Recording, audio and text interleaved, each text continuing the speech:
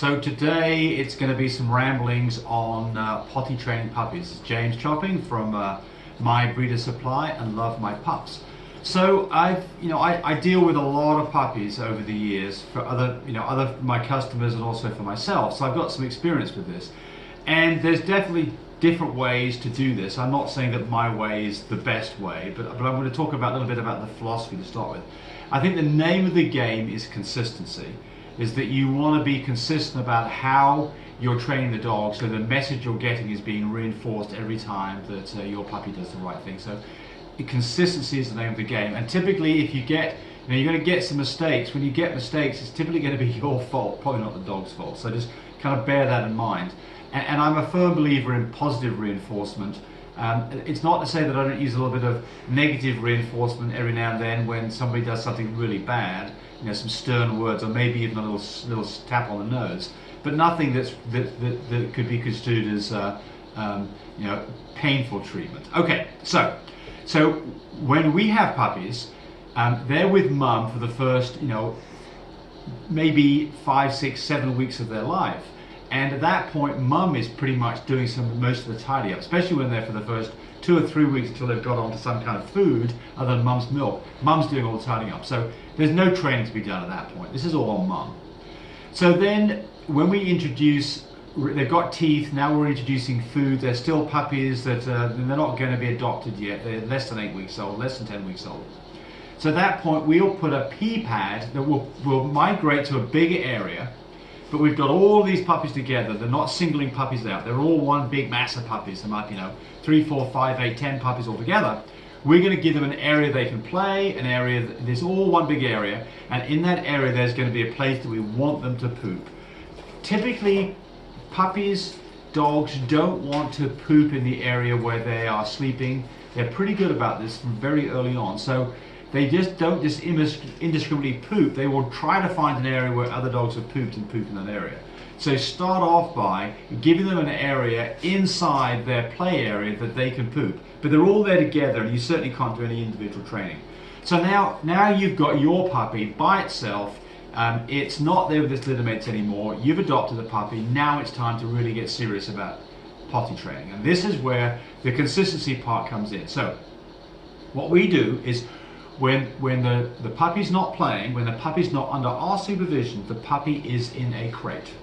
And when I say a crate, I mean not a very big crate. We don't want to have a big area where it's got to be tall enough where the puppy can turn around, stand up, and be happy in there. But it's not a big crate where it can walk to one end of the crate to the other and poop at one end.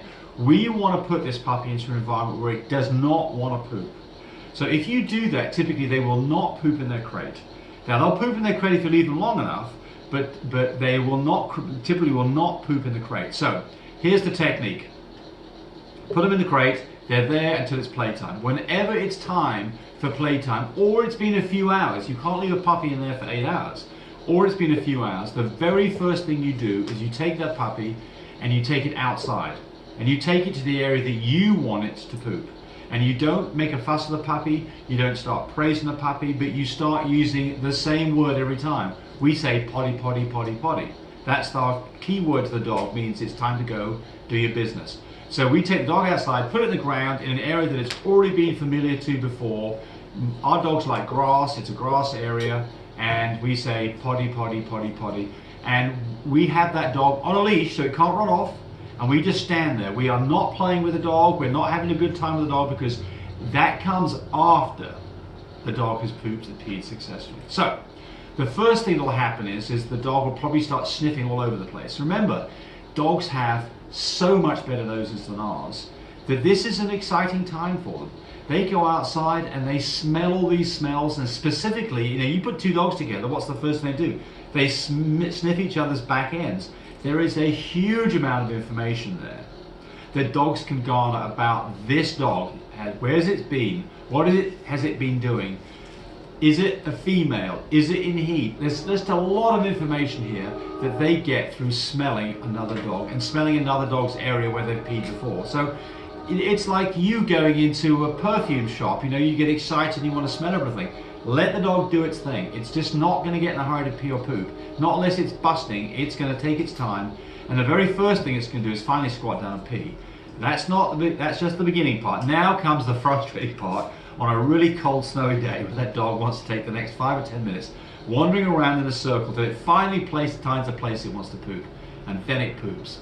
And that is the point that that dog needs to have lots of praise. Tell it that it's done a really good job, fuss on the dog, give it a big old rub, give it a treat is a great way to go, have a session with a ball to play some fetch.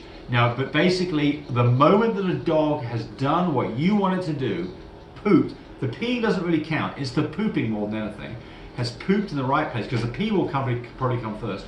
It's pooped in the right place, make a fuss of her, make a fuss of him, give him a treat, have a treat ready, have a little nibbly treat in your pocket to give the dog, make a fuss of the dog, and then play, and now it's playtime. So they want to associate that when I go out of the crate, the first thing I do is I go outside and poop, and when I poop, my master is really happy with me, and he gives me a treat, and she plays with me. So that is the message trying to get across. And when that is done, great. Then you can do what you normally do with this puppy. Go inside and play, whatever. But if we're not playing with the puppy goes back into the crate. And it never stays in the crate for more than 2 or 3 hours without being let to go outside to go pee or poop, because it wouldn't be fair to do otherwise. And every time it goes outside, we put it in the same area, and every time we say potty, potty, potty, and when it's pooped, it gets a treat and it gets playtime. That is it. That's the things that you do. If you can do that consistently, and you can get the dog where it will not pee or poop in the crate, and it goes outside and does it reliably, and it's done that for 6 weeks, then you can migrate to a bigger crate. And then you can migrate to maybe a crate that's an open crate, where it's basically an open cage. And then you can migrate after that where it's got run of the whole house. So the secret to it again is consistency. All right, let's see if I made myself some notes here. I want to say if I missed anything out. So all right, so accidents are going to happen. You know, it's not going to be a perfect world. This puppy is not going to get this right off the bat. Some puppies are Frenchies. They're clever little dogs. They typically get it really quickly. When they go to their new homes, they've already learned quite a bit of this already. But there's going to be some mistakes. So what you'll typically see is a dog will squat down. The moment you see a dog squat down, immediately pick that dog up and take it outside immediately. And you know, there may be a trail of pee as you pick the dog up, but you want to get the dog outside, and if the dog then continues to pee outside, it gets the praise and it gets the reward and it gets the play. If it does not, and it's already peed inside and it's not done what you want, it goes back in the crate. And it goes back in the crate for another hour or so, and it gets taken outside. Every time it pees in the house, it gets the opportunity to go outside and correct the mistake and get rewarded. If it doesn't correct the mistake, it goes back in the crate. That is the negative reward. The negative reward is you didn't do what I want, I'm not going to praise you, and you're not getting a treat, you're not getting playtime, you're going outside. So anytime there's an accident inside, interrupt immediately what's going on outside. If we successfully finish what we want, it gets the praise, gets the reward of playing the treat. Doesn't do what you want, goes back in the crate.